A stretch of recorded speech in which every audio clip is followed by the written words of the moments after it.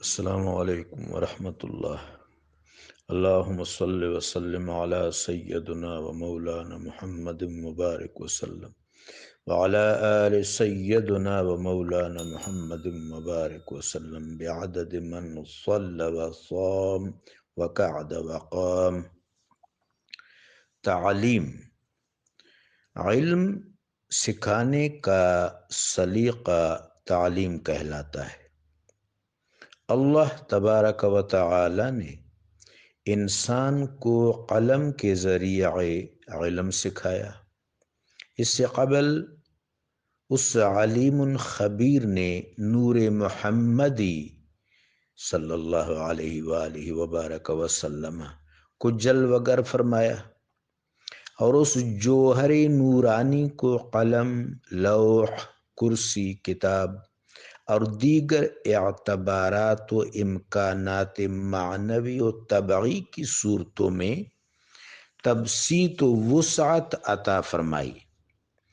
خلاق ازل اور علام الغیوب نے تمام خلائق کو خدمات کے درجہ میں تنوع دیا، اور مرتبہ جامعہ یعنی حضرت انسان کو مخدوم کے منصب پر فائز کر کے اپنا خلیفہ بنایا۔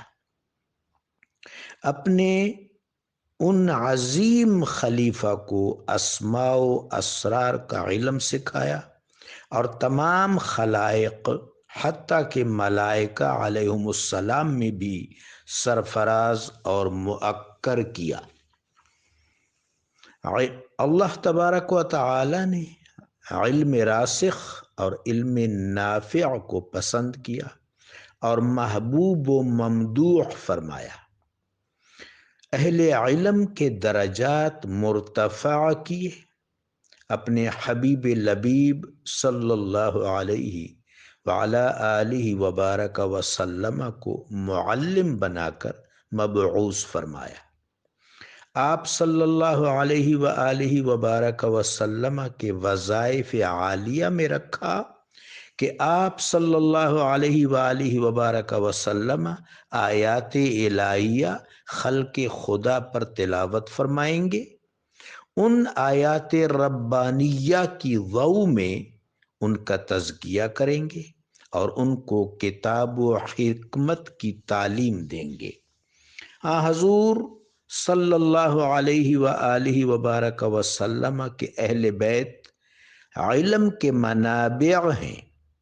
سیدنا علی ابن ابی طالب کرم اللہ وجہ الکریم باب العلم ہے، ان سے تمسک کا حکم ہے۔ امہات المومنین علیہن السلام اور صحابہ اکرام رضی اللہ تعالی عنہم بھی مراجع علم ہیں، اور بعد میں دیگر ابرار امت سلف و خلف صالحین و صالحات بھی علم کے سرچشمے ہیں۔ ان کے علاوہ علم کے موتی جہاں بھی ملیں بندہ مومن کی میراث ہے۔ علم مرد و خاتون دونوں پر لازم ہے اور دونوں کا حق بھی ہے۔ رسول اللہ صلی اللہ علیہ وآلہ وبارک وسلم نے علمی حلقے میں رونق افروز ہونا پسند فرمایا۔ طلباء علم کے لیے بطور خاص دعا کی اور ان کو عظیم خوشخبریاں سنائیں۔ عالم کو بیدار اور غیر عالم کو خفتہ بتایا۔ علماء سو پر قدح فرمائی اور علماء حق کی مدح فرمائی۔ طلباء علم کے والدین کے لیے بھی عظیم اخروی مراعات کا اعلان فرمایا۔ اس حد تک ذکر فرمایا کہ مسلمان معلم کے طور پر جیے یا متعلم کے طور پر۔ علم کو دو اقسام پر محیط رکھا، علم الادیان اور علم الابدان۔ اس طرح اس حدیث پاک میں تمام علوم روحانی اور علوم عنصری کا احاطہ فرما دیا گیا۔ علم کو طلب جاہ و حرص دنیا کے لیے استعمال کرنے سے منع فرمایا۔ اور عظیم مقاصد یعنی تہذیب نفس اور بہبود خلق کے لیے روا فرمایا۔ علم کا اعلیٰ و اولا مقصد معرفت اللہ ارشاد فرمایا، چونکہ حیات کا مقصد اللہ کی معرفت ہے۔